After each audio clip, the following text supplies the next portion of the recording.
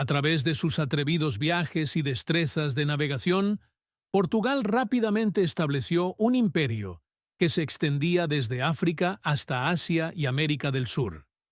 Estas hazañas marítimas no solo impulsaron la riqueza de Portugal y su asombroso ascenso al poder, sino que también sentaron las bases de la economía global interconectada de la que nos beneficiamos hoy. Pero, ¿cómo surgió esta nación relativamente oscura en las afueras de Europa para forjar un imperio que moldearía el curso de la historia en los siglos venideros? Esta es la historia del Imperio portugués. El Reino de Portugal surgió de una serie de acontecimientos conocidos en la historia como la Reconquista, que fue la reconquista gradual de las tierras cristianas en la península ibérica de manos de los moros musulmanes, que habían invadido el territorio allá por el siglo VIII.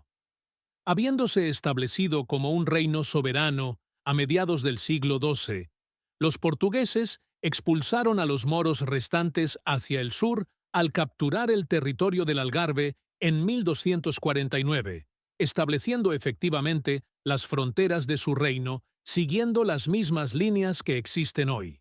Con su propio territorio asegurado de amenazas externas y la posibilidad de una mayor expansión en la península ibérica descartada debido a sus relaciones amistosas con el vecino reino cristiano de Castilla al este, Portugal dirigió su atención hacia el mar y la posibilidad de ejercer su propia influencia tanto sobre él como sobre las tierras que se encontraban más allá. En el norte de África, el año 1415 marcó un momento crucial en la expansión portuguesa, ya que se tomó la decisión de orquestar un ataque a la ciudad de Ceuta, que estaba en manos del sultanato meriní. Aunque muchos en ese momento consideraron que esto no era más que una continuación de las hostilidades entre cristianos y musulmanes, en realidad allanó el camino para que los portugueses expandieran sus dominios e intereses económicos más allá de la península ibérica, y marcó el comienzo del Imperio portugués. A pesar de capturar la ciudad, los portugueses no pudieron avanzar más hacia el norte de África como habían planeado inicialmente, debido a la decidida resistencia de las fuerzas musulmanas locales.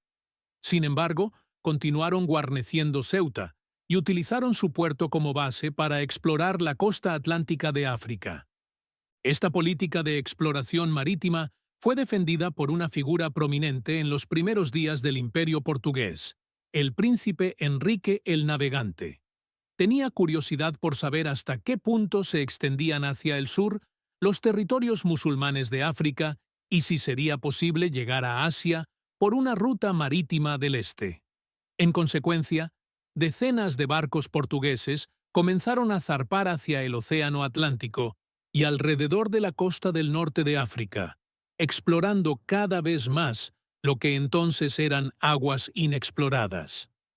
Las islas de Madeira y las Azores fueron avistadas por primera vez en 1419 y 1427, respectivamente, y posteriormente se incorporaron como las últimas incorporaciones al Imperio portugués en expansión. Una de las primeras barreras naturales que encontraron los portugueses en sus exploraciones fue el Cabo Bojador.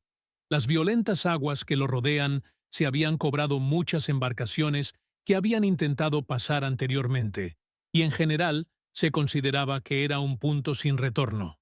Eso fue hasta 1434, cuando Gilianés encontró con éxito el paso navegable alrededor del cabo y abrió nuevas exploraciones hacia el sur, hacia el África subsahariana. Tan pronto como se logró esta hazaña, los comerciantes de Lisboa comenzaron a buscar mercados más nuevos y exóticos en los que comerciar con oro, marfil, pimienta, algodón y azúcar.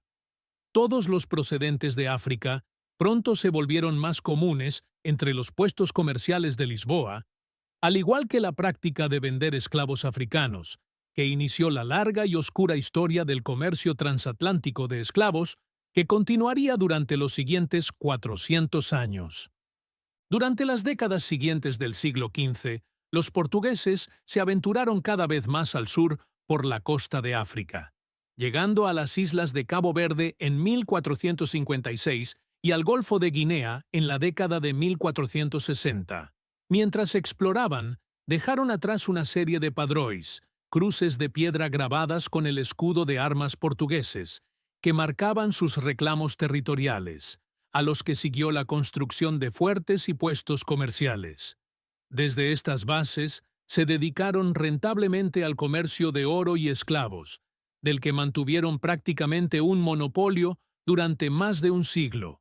Sin embargo, el verdadero premio para los comerciantes portugueses fue la supuesta, pero aún no confirmada, ruta marítima hacia Asia. Esperaban que el descubrimiento de esa ruta les permitiera acceder directamente a los mercados de especias de las Indias y evitar a los costosos comerciantes árabes y venecianos que controlaban las rutas comerciales terrestres a través de Oriente Medio y el Mediterráneo hacia Europa. Luego, en 1488, la noticia llegó a oídos de las autoridades portuguesas, que Bartolomeu Díaz hubiera doblado el extremo sur de África y llegado al Océano Índico, demostrando que ese paso hacia el este efectivamente existía. Sin embargo, esta revelación pronto se vería eclipsada en magnitud apenas 4 años después, cuando Cristóbal Colón navegó hacia el oeste a través del Océano Atlántico en busca de su propia ruta teórica hacia las Indias, y en el proceso, sin darse cuenta, descubrió un mundo completamente nuevo. El descubrimiento de América, que Colón reclamó en nombre de España y que inicialmente se creía parte del este de Asia, rápidamente creó un problema para las dos naciones ibéricas. Sin saber dónde terminaba un conjunto de tierras recientemente descubiertas y comenzaba otro, acordaron dividir el mundo en dos esferas de influencia entre ellos, marcadas por una línea de meridiano norte-sur aproximadamente a medio camino entre las islas de Cabo Verde, controladas por Portugal y el Reino Unido. Islas caribeñas de América, que Colón había descubierto recientemente y reclamado para España. El Tratado de Tordesillas ratificó este acuerdo en 1494 y efectivamente dividió el mundo en dos, con las tierras al este de esta línea reclamadas únicamente por Portugal, y las tierras al oeste reclamadas únicamente por España. Una vez resuelta la disputa, Portugal finalmente podría comenzar a emprender su antigua ambición de trazar una ruta marítima hacia Asia. Así, el 8 de julio de 1497, el explorador Vasco da Gama partió de Lisboa con una flota de 4 barcos y una tripulación de 170 hombres con destino al Océano Índico en busca de Asia. Después de un viaje de unos 10 meses, la expedición de da Gama finalmente tocó tierra en la costa de Malabar de la India en mayo de 1498 y posteriormente se reunió con el Samorin o rey de Calicut para establecer las relaciones comerciales que habían esperado durante mucho tiempo. Si bien la llegada de los portugueses fue recibida con hospitalidad, los comerciantes indios locales encontraron poco valor en las baratijas y mercancías que los europeos habían traído consigo para intercambiar. Y así, la expedición de da Gama se fue en gran medida con las manos vacías. El viaje de regreso a Portugal les llevó un tiempo angustioso debido a las condiciones monzónicas que tuvieron que afrontar en el mar, lo que tuvo un costo inmenso tanto para la tripulación como para los barcos. Sin embargo, los supervivientes regresaron a Lisboa durante el verano de 1499 y fueron recibidos como héroes a pesar de las escasas cantidades de especias y otros bienes que habían traído.